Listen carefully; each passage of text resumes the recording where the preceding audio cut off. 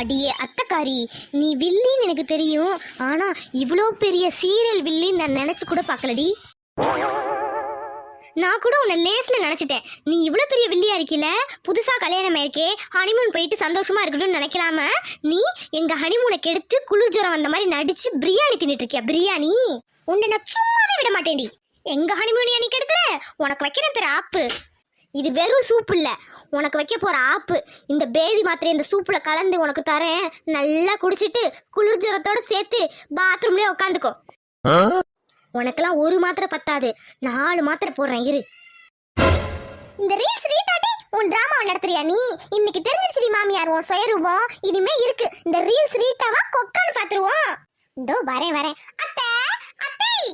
ஓ அப்பா, பிரியாணி நல்லா இருந்துச்சியா? ஐயோ வர சவுண்ட் கேக்குது. சரி நான் படுத்துக்கிறேன். ஐயோ குளிரே. அத்தை